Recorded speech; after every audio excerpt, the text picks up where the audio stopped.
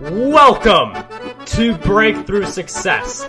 I am your host, Mark Caberti, founder of the Content Marketing Plaza, bringing you 3 new episodes each week where I and top-level guests teach you how to take your business to the next level and achieve your breakthrough.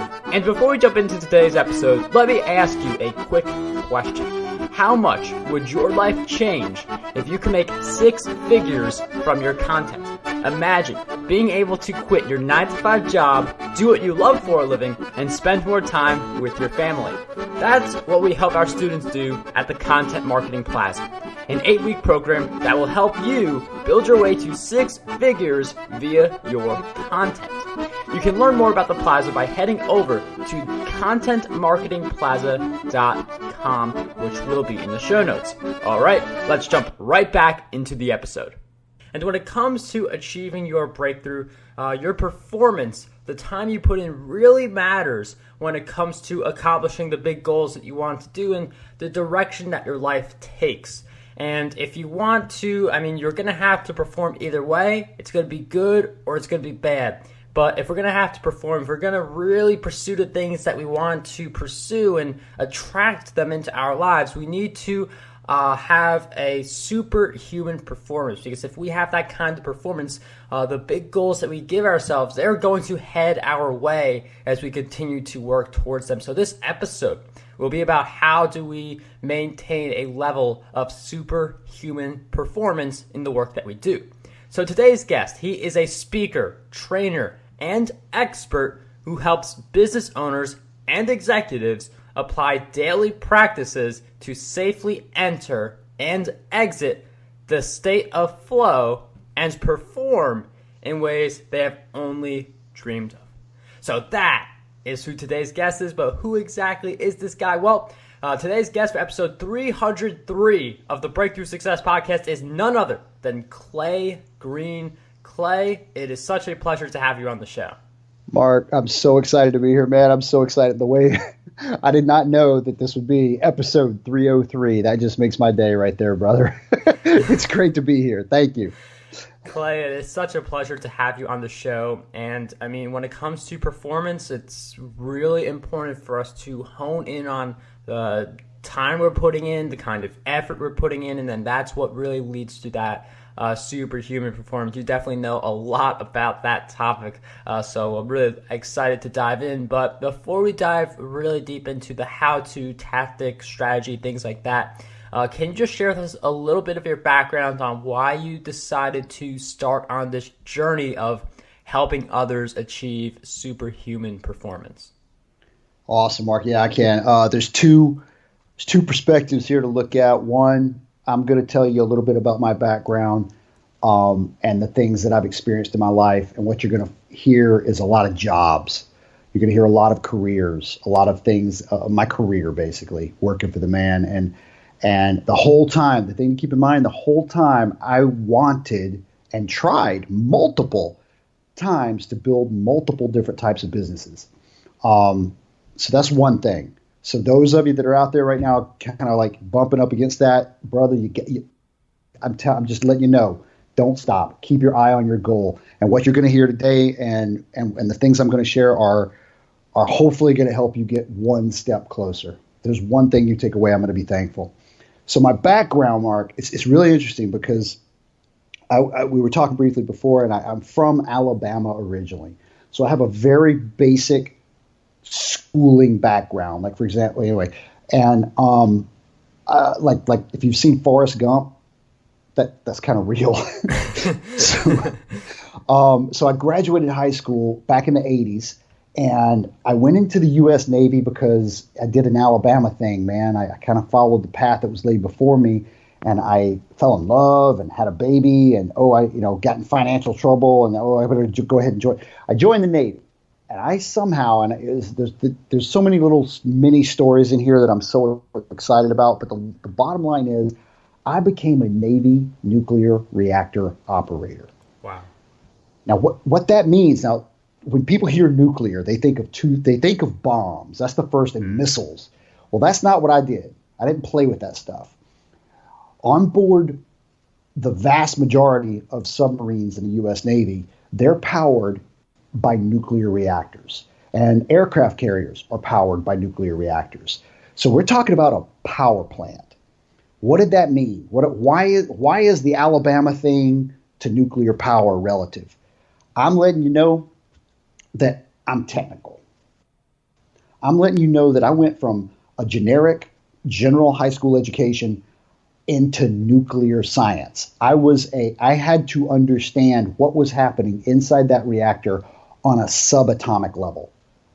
When I pushed a button or turned a knob, I had to know what's going to happen, when, why, where, all that. So and not just in the reactor, but all the systems attached. I had to the knowledge level, and then they put me on a submarine. I've been in casualty situations where there's a fire burning, or where there's high pressure oil spraying out and a fire could erupt at any second. I've been under the water and the reactor shuts down. I can't tell you how deep. I'm not supposed to, but it was deep. My point is, you got to know what's going on. So I spent a lot of time being very technical, very, very, very schooled. I got out of the Navy and I became one other thing I did in the Navy is I was a trainer. I not only was a reactor operator, but I was training others. And that was my first taste of what has become my life's passion, and that's training. So I train people, and I fell in love with it. Fast forward out of the Navy, the company Intel, Mark? Yes. Right? They make computer chips. They don't make computers. They make computer chips. So I worked for companies that like Intel and Intel for about 15 years after I got out of the Navy. And you got some job changes in there. You got some career changes. I was an engineer for Intel. I worked in the newest R&D up in Portland, Oregon. We mentioned that. I worked in the Portland, Oregon area. And if those of you that know that area and what Intel's doing up there, I was in that organization inside the fab, building, managing, and teaching.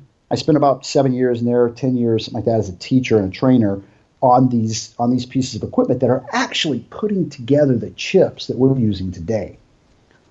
And again, the whole time I was trying to build a business, but I was also doing fun stuff. Like I learned how to snowboard in there. And then when I was down in Silicon Valley, I learned how to ride a motorcycle, Mark. And about 6 years ago now, I was taking a class about how to build a software as a service business. So if you're in a class right now, like learning how to build an Amazon business or learning how to build an information marketing business or some other online thing, and you're in a class, and you know what I mean. I was taking these classes and I was meeting up with, I was learning from the instructors, and we did that for about 6 months. Well, right in the middle of that 6 months, it happened. I was traveling about 85 miles an hour on my motorcycle, Mark, and a deer ran out in front of me. And I had zero warning. And that's, oh, I'm sorry. I did not crash. It hit me. It hit the side of my motorcycle. It hit the front wheel of my motorcycle. And I should have crashed, but I did not crash. That 3 seconds, this was not one of those near-death experiences where I was scared to death, and some people call it the come to Jesus moment. That happened when I was in my early 20s on a submarine one time. When I realized how important my life was and what I wanted to do with it and all that good stuff. This was a moment of clarity, because in that moment, Mark, I was in the deepest state of flow I had ever been in. That 3 to 5 seconds felt like it lasted about a week. I experienced everything. I felt the deer's neck break around my right hand, which was holding the throttle. I literally felt its neck. I remember the vertebra. I remember the cracking. Everything slowed down so much. And so I was in this super deep state of flow, and I did all the right things. I didn't crash. I flew 15 feet roughly through the air. And if you know what a tank slapper is, I did half a dozen tank slappers. And I should have crashed, but I didn't. I got around a bend and I parked the bike and I went back and looked, and I hadn't crashed. And frankly, Mark, that's teaching people today. That's what I do. I teach people how to enter and exit that level of performance at will on any task safely. And it's really interesting you mentioned that state of flow where, I mean, if you really are at that state, you are achieving this really superhuman performance. It really does feel like you are performing a lot longer. And you look at the time and you're like, wow, I still have all this time left. I've already accomplished so much in this day. So that's definitely something we want to feel a lot more often. And one of the things that I feel like can really prevent us from hitting that superhuman performance is something called head trash, where pretty much we just think these negative thoughts. Like, I'm sure if Clay were to be in that same situation, but instead be thinking like, I can't do this. I just started riding a motorcycle. I have no idea what I'm doing. I'm not ready to do this. I'm sure it would be a very different story. So we're definitely going to get into how do we get this performance, but we should set the foundation right first. So can you share a little bit with us how we get rid of some of that head trash in our minds? So Mark, you hit my passion, brother. I love teaching people about the state of flow because so much can happen. Real quick, my latest biggest bragging point is an accountant that literally sat down and did twice the amount of work in half the time because she used these tactics and these practices. I was so proud of that. So that's what we're talking. And that's not a joke. This is someone that I can introduce you to that is a experienced accountant, and she measured it. I'm so proud and I'm so thankful that she did things the way she did things, so that she now knows, and I can use her as an example of a hard, fast statistic. She did twice the work in half the time. I can't believe that. But like you said, I guarantee that everyone has heard some, if not all, of the tiny little tactics to put yourself into a state of flow. The tiny little tactics about managing your day and managing your energy. I guarantee everybody knows it, but what you just said, the base, the foundation. Here's what it comes down to in my world. I know 3 habits, and I help people start these 3 habits. And I'll be honest, man, I've been working with a few people for years now. And guess what we talk about every freaking meeting? It always comes back to this, those 3 habits. And I want to be very careful. I want to be very specific here. I'm going to say 2 verbs. There's 2 verbs before those 3 habits. And those 2 verbs are vital. Verb number 1 is start. So if you have not started, if you do not have these 3 habits, start. Next verb, grow. If you are doing these habits, that's awesome. Grow them. Grow these habits. Every day you need to be growing. You need to be doing something weekly, monthly, at the most every month, testing something new, trying something different, seeing if you can optimize one of these habits to get a little bit more out of it, because I guarantee you can. And those 3 habits, Mark, are meditation, journaling, and gratitude. Those are definitely really reflective ones. Say that again? Those are definitely some very reflective habits. Not necessarily. They can be reflective, or they can be programming or future setting, or more importantly, when we start talking about the state of flow, presence setting. Those habits, those are the 3 habits.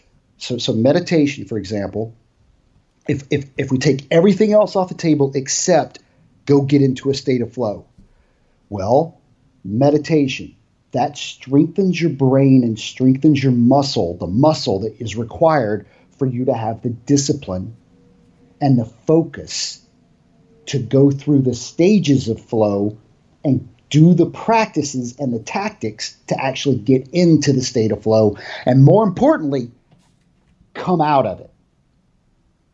That coming out of the state of flow is vital. It is so important. It is the most important part. And what you do when you come out of the state of flow, that's so important. And you have meditative habits there. Journaling, handwriting, putting pen to paper is so vital. It will be used. Either you may be, like you said, it may be reflective. It may be your planning sessions. It may be how you describe or write down what you want your new business to look like, or what your next step in business is, uncovering your best client. It could be a lot of things, but in regards to the state of flow, we will use journaling, handwriting, in order to do some of the psychological tricking, the psychological state setting to enter the state of flow. And again, on the recovery side, on the output, when you come out of the state of flow, documentation, because you always want to be improving, otherwise you're standing still. When you come out of the state of flow, you've got to document some stuff about that last state of flow so that you can improve it tomorrow and the next day and the next day. And gratitude, that's the muscle builder. The part of our brain. So in the last 5 years, what I've done, Mark, because of that deer hit, is I've become a brain geek. I've probably spent more time talking to psychologists and brain scientists and studying them and reading their books and reading their papers than a brain science student. At least that's what it feels like sometimes. But the bottom line is the part of our brain that we, and I am being very subjective here because I'm assuming everyone here wants to be an optimist. Everyone listening wants to be successful at building a business or building a relationship or in some way having a positive breakthrough. Well, the part of our brain that we need to work on, we need to grow it, because every day of our lives we've been oppressed. We've been hit with marketing messages telling us we're not good enough. Or maybe if you grew up like me and you had strict parents, you've got parents telling you you're not doing it right, or school or teachers or what. You've been in this environment we call the world, where we've been programmed that we're not good enough, that we're not going to make it, that you need to suffer, all that stuff. Well, we want to override that. We want to rewire that. And the part of our brain that is the most important is most grown, most amplified by gratitude. That part, when you're sitting there, they've done the MRI, the fMRI studies and all this stuff on everything from monks to heroin addicts to teenagers playing video games.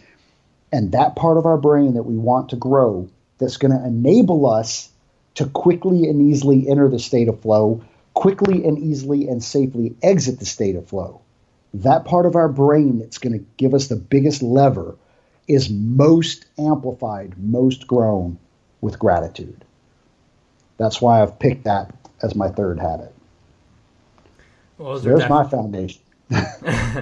I mean, those are definitely some really good habits. I mean, when you hear those habits, they're not just good for getting rid of the head trash, getting rid of our negative thoughts, but they're also good because you mentioned that programming where you can set yourself up for success by meditating, by journaling with gratitude, because you visualize the success and you get really clear on what that is.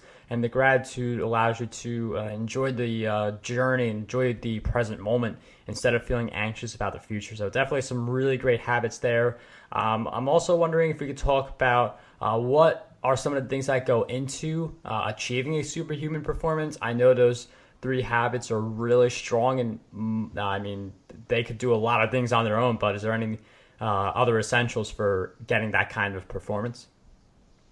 Oh yeah, we're heading that way. So I literally just finished what I call my alumni mastermind. As we're recording this, I'm about I'm an hour now, a half an hour out of finishing up my alumni mastermind, where I have people in that mastermind that have learned how to do this, and they're still with me, and they're still growing in what I call that alumni mastermind. And I emphasized and re-emphasized, because everybody slips.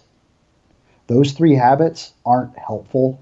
Those 3 habits are mandatory in my world. From a state of flow perspective, you have to be now. Now be careful. I want to give a warning.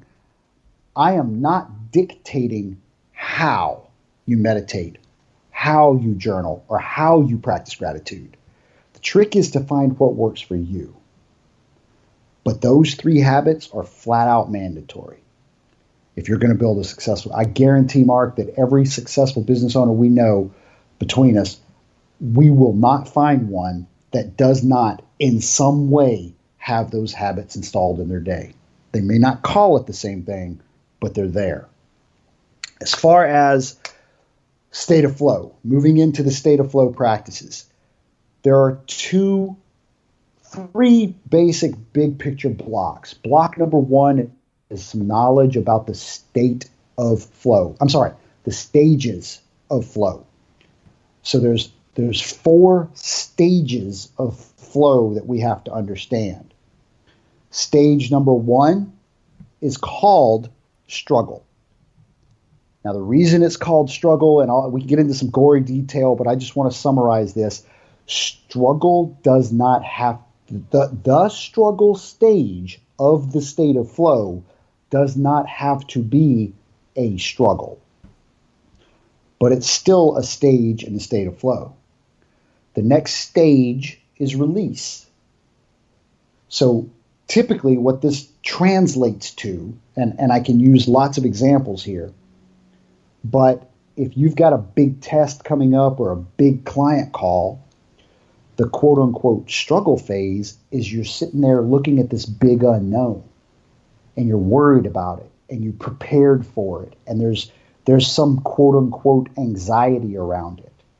I just published an article on LinkedIn actually today. I just did that a little while ago, that talks about the struggle phase. And the message again is this: what I'm describing here is the struggle phase or the struggle stage, and how it is typically described, and how it's characterized normally, but it does not have to be a struggle. So normally it is a struggle.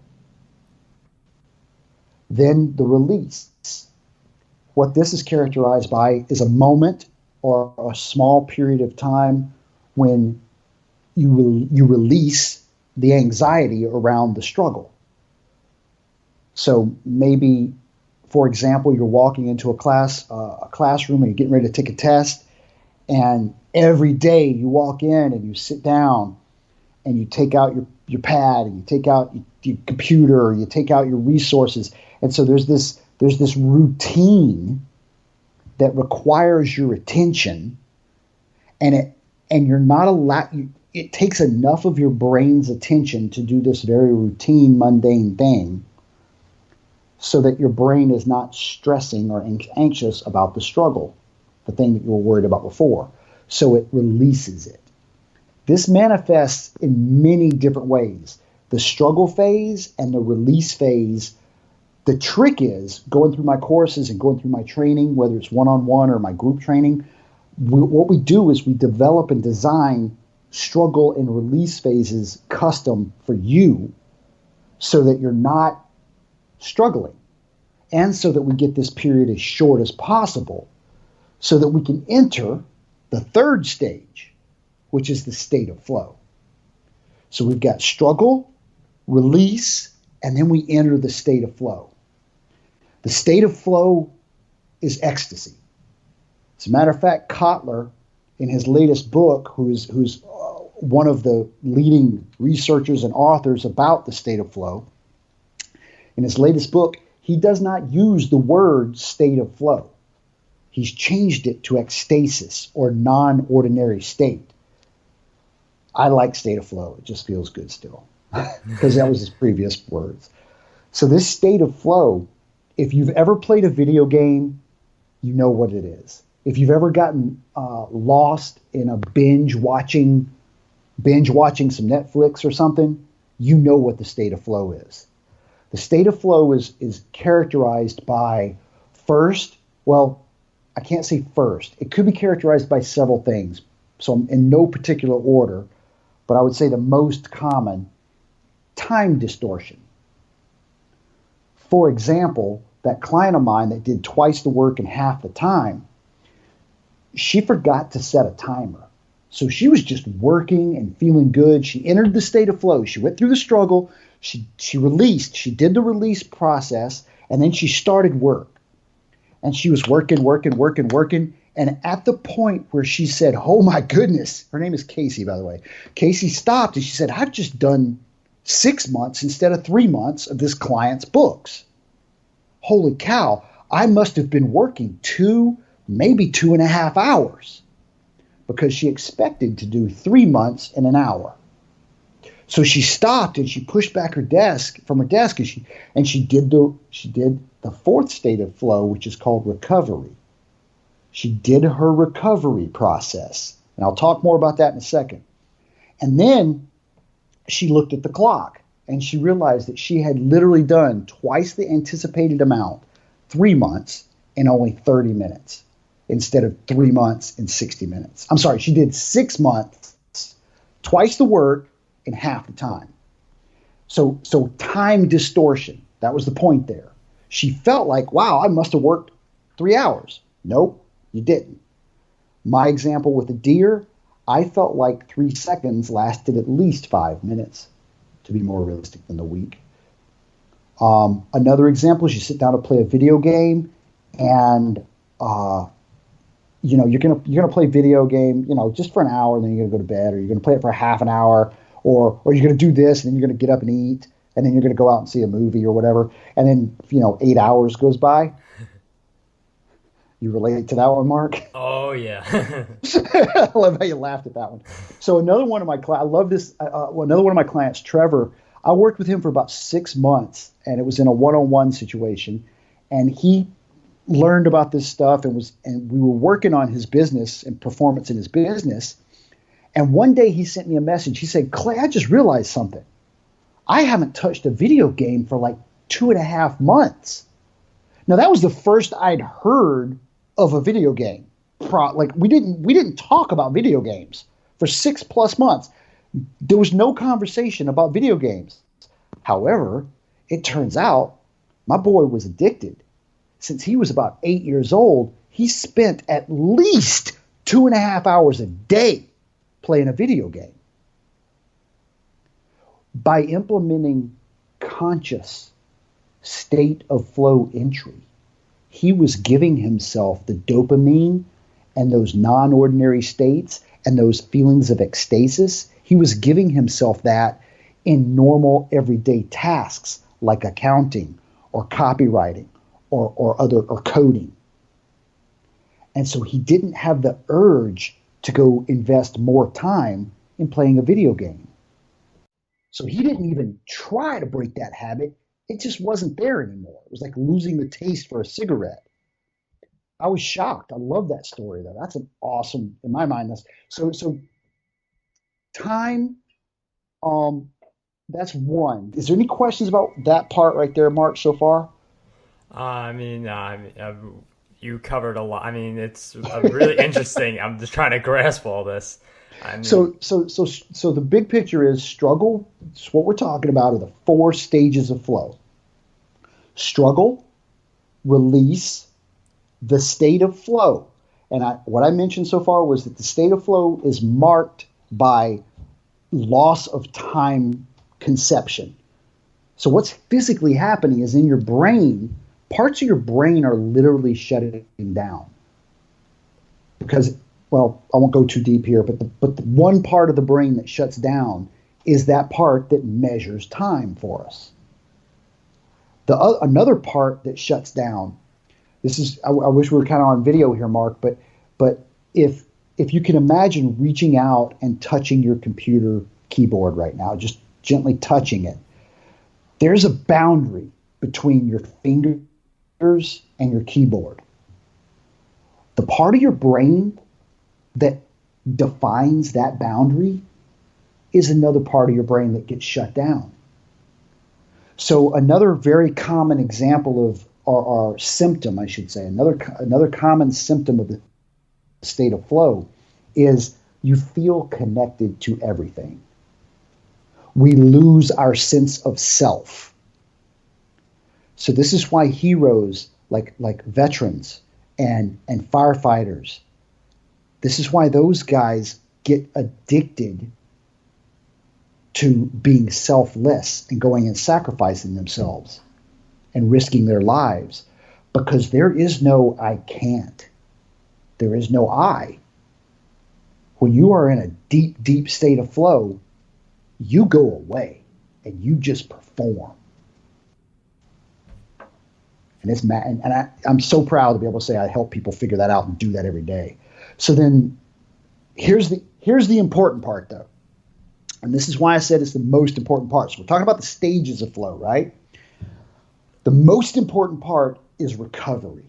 And it's the fourth stage of flow. What happens during recovery is you rest. Here's the bad news. It does not feel as good as being in the state of flow. The state of flow is a non-ordinary state, and you're living in this ecstatic, joyful, I'm connected to everything. This is the thing. This is the only thing happening on the planet. Whatever you're focusing on, whether it's, keeping my motorcycle up so I don't die after I hit a deer, whether it's saving somebody's life running into a burning building, or whether it's doing an interview on Skype or doing my accounting. Right? So I'm in that zone. Well, guess what? Later today, I'm burning energy. That's the other thing. You can't not burn energy. As a matter of fact, when you're in a state of flow and you're performing, you're burning more energy than you normally do.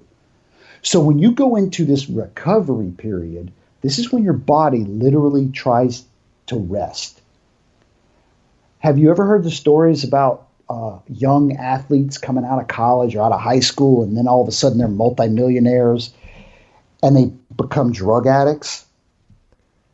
I've heard about the millionaire. I have not heard about the drug addict part. How about rock stars or performance artists? Yes. They're up on stage, right? And they're jamming, they're doing their thing, and then they go backstage. Here's what happens. They were in the state of flow, and then they come off stage and they're like, how do I keep this going? This feels good. And they turn to everything from, crazy sex stuff to drugs, to skydiving, to jumping off of cliffs with a wingsuit on. They keep pushing themselves because that's all they know how to. They know that if they push themselves to the edge, they can feel that feeling. And so they try to do it, and they keep trying to do it, and keep trying to do it. Well, the problem with us is we'll get into the state of flow, and then at night or in the evening, we get really depressed. We get we enter a state where it's you start beating yourself up. Comes back to that trash talk, brain's negative self-talk that you were talking about. And that's when the monsters can come out. And that's when bad decisions can be made. Right? And that like for example, you don't go to bed on time, which means you don't get enough sleep, which means tomorrow you can't perform like you did today. So that recovery period and having that safe recovery period is vital. I have one more quick story about that and a warning. This is a warning, Mark, for your audience. I went and did about 3 hours of training on how to actually enter the state of flow once to a group. And then about 6 months later, somebody in that group came and sought me out, and I did an interview with them. Here's what happened to them. They took what I taught them in this very condensed training, and they read a book or two, and then this guy said, hey, he got another friend of his, and they said, let's do this. Let's hack ourselves into flow, and let's produce. Let's get this business started. Let's produce this content. And all of a sudden, 2.5 weeks went by where they slept for about 3 hours a day, where they ate maybe one meal a day. They were dehydrated. They disappeared from their families. They were in their early 20s. Their families thought they must have become meth addicts or something, and they just disappeared. It took him months to recover. The recovery period from putting yourself into a state of flow like that, to get back to normal after the dive that you're going to take is pretty hard and pretty extreme. So my warning is, do not test this unsupervised.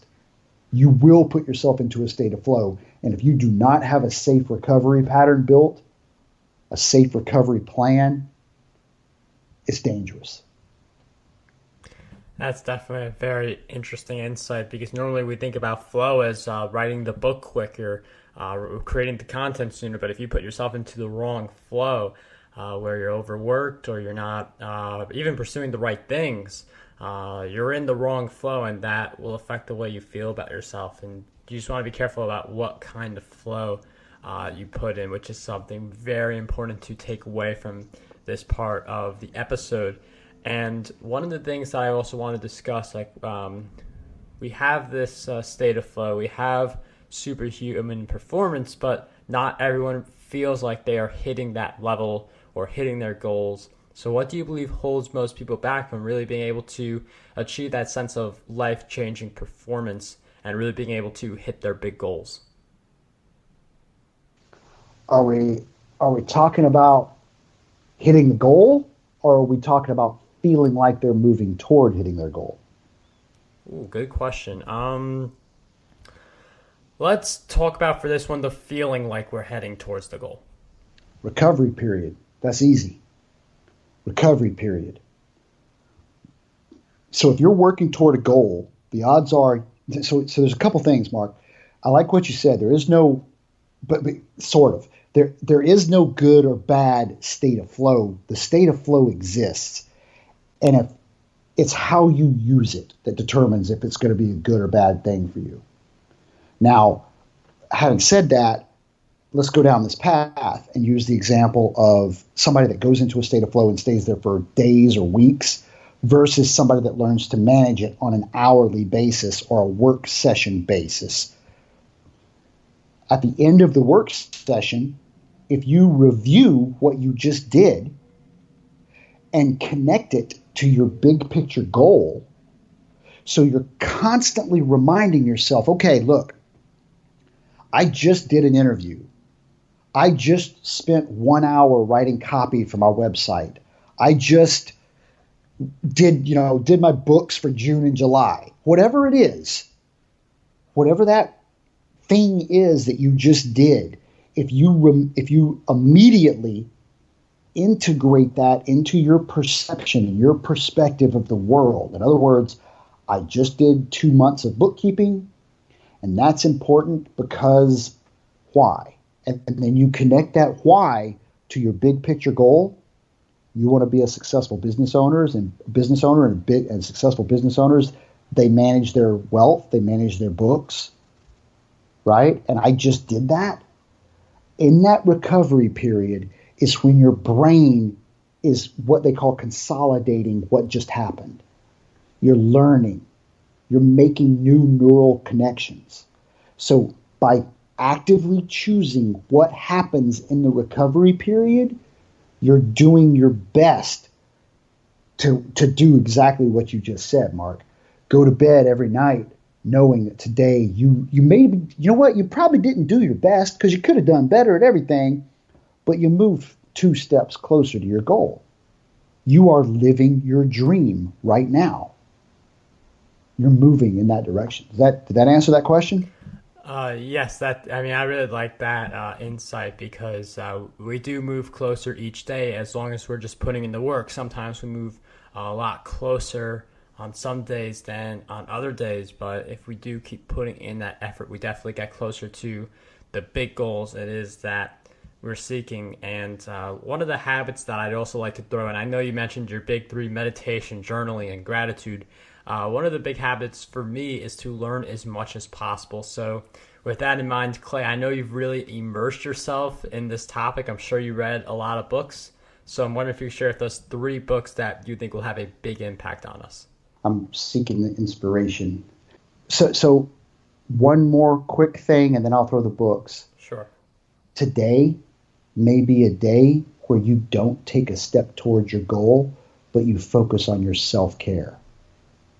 Days off, rest, recovery. Those can be and are, quote unquote, required. So taking care of yourself needs to be one of the highest priorities you have if you're going to be a successful business owner.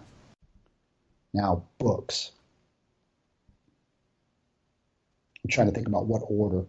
So I'm going to save the Kotler book for last, and I'm going to go this way. I'm going to go number 1, Think and Grow Rich. Napoleon Hill. That's the baseline. If you're trying to build a business and you've not read that book, go get it today. Think and Grow Rich. Period. Another book that is very, very important, The One Thing. I can't remember. I think Keller is the author's name, like Keller Williams Realty. Yes. The One Thing. And finally, Stealing Fire. Like you're going to go and steal fire from someone. You're stealing fire. That's Stephen Kotler's latest work on the state of flow. And if you go read that book and you want to perform at that level, I am still searching, Mark. And if any of your audience says, well, wait a second, you can't be as good as this guy, please reach out to me and tell me who I'm not as good as, because I think I'm the world's best state of flow integration trainer. I am the guy that teaches people how to integrate the state of flow into their daily life safely.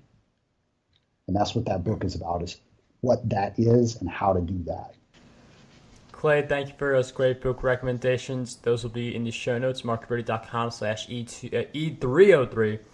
We'll also be throwing in content marketing secrets in there as well. One thing I do want to point about with Clay's response, that he said he is the best, and you really do not, if you want to be successful in the area that you're going after, you cannot be afraid to go after trying to be the best and be able to publicly state you're the best. So take Clay's example and don't be afraid to really go after something and put in the effort and then be able to say I'm the best in this area. So definitely something I wanted to point out during this time. Thank you, Mark. Well, Clay, I mean, like this episode, I mean, like you've really shared a lot of great insights with us. I've been able to ask you a bunch of questions, but in wrapping up, I'm wondering if you could share with us one question that you believe we need to be asking ourselves more often. When you're starting your day, you're fresh, you're awake, preferably sometime, if you've got a morning routine where you stretch and you meditate, and maybe you have a good journaling habit set up, maybe at the end of that, or maybe right as you're sitting down to work, somewhere in there, ask yourself, I'm going to label tonight when I go to bed, I'm going to label today a great success if. And it could be something that you want to get done, and it could be a feeling or an experience that you want to have.